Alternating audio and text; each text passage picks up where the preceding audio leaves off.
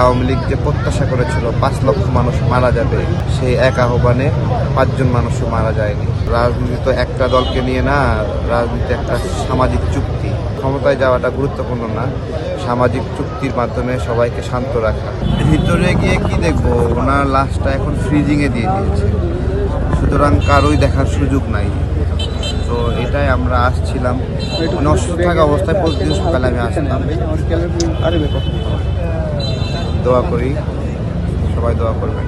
উনি তো একটা অভিভাবকের জায়গায় ছিলেন, কোনো ভেজাল লাগলে বিবাদ হলে সবাই একটা ভরসা জায়গা থেকে যে ওনার কাছে যাই। এমনকি ডক্টর ইউনূস সরকারও ওনার কাছে বিভিন্ন সময় গিয়েছেন।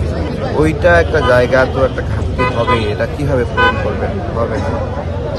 তো এখন ভারপ্রাপ্ত চেয়ারম্যান তারেক রহমান আছেন বিএনপি থেকে, তাদেরকে আরও বড় দায়িত্ব কাজ করছে। এখন সে জায়গা থেকে বাংলাদেশে আপনার হলো তরুণ, যুবক, বয়োবৃদ্ধ সবার জন্য গ্রহণযোগ্য একটা জায়গা ভারপ্রাপ্ত চেয়ারম্যান তারেক রহমান। সেই জায়গা থেকে উনি দলের বাহিরে আরও অনেক দায়িত্ব পড়ে গেল, মায়ের দায়িত্বটাও পড়ে গেল, বাবার দায়িত্ব পড়ে গেল। এখন তো রাজনীতি তো একটা দলকে নিয়ে না, রাজনীতি একটা সামাজিক চুক্তি। যে চুক্তিটা বেগম জিয়া অনেক ভারসাম্যমূলকভাবে করতেন। গণঅভ্যুত্থানের পরে প্রতিহিংসার পরিবর্তে উনি সবার জন্য শান্তির একটা বার্তা দিয়েছিলেন।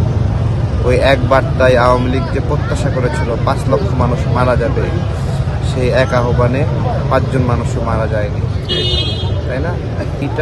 এই জায়গাটাতে কীভাবে এটা সময় বলে দেবে যে ওই একই দায়িত্বটা ভারপ্রাপ্ত চেয়ারম্যান তারেক রহমান করতে পারেন কিনা। আমার মনে হয় সেটাই করা উচিত। বিভিন্ন রাজনৈতিক বিভাজন এগুলোর পরিবর্তে সামাজিকভাবে ক্ষমতায় যাওয়াটা গুরুত্বপূর্ণ না, সামাজিক চুক্তির মাধ্যমে সবাইকে শান্ত রাখা। ক্ষমতায় গেলেন কিন্তু অপরদিন সারাক্ষণ বিদ্রোহ বিক্ষোভ করছে, দেশ গড়তে পারবেন না। সুতরাং তাদেরকে নিয়েও একটা ভারসাম্যমূলক ব্যবস্থা, এমনকি আওয়ামী লীগ বিষয়েও পরিকল্পনা থাকতে হবে। তাদের প্রতি কী আচরণ করা হবে, তাদেরকে মারবেন, কাটবেন, জেলে পড়বেন, নাকি স্বাভাবিকভাবে সমাজে বসবাসের সুযোগ দিবেন, বন্ধু হিসেবে রাখবেন, সবাইকে ভাই হিসেবে রাখবেন, সেগুলো একটা পলিসির বিষয়। এই জায়গাতে বেগম জিয়া গণঅভ্যুত্থানের পরে আহ্বান জানিয়েছিলেন যে সবাইকে শান্ত থাকার, প্রতিশোধ পরায়ণ না হওয়ার জন্য। ওইটা অব্যাহত রাখাটা খুব জরুরি। দেশবাসী ভুল করে না, দেশবাসী সঠিক সিদ্ধান্তই নেয়, ঠিক আছে? দেশ একটা ক্যাম্পাস না, দেশ একটা স্কুল না, একটা বিশ্ববিদ্যালয় না। দেশ সমস্ত কিছুকে ধারণ করে জনগণ, ঠিক আছে? আপনারা দেখবেন যে বিশ্ববিদ্যালয়গুলো হাল ছেড়ে দিয়েছিল গণঅভ্যুত্থানে, কিন্তু দেশ তো হাল ছাড়েনি, জনগণ তো হাল ছাড়েনি। ছাড়ছেনি জনগণ সঠিক সিদ্ধান্ত সঠিক সময় নেবে ইনশাল্লাহ।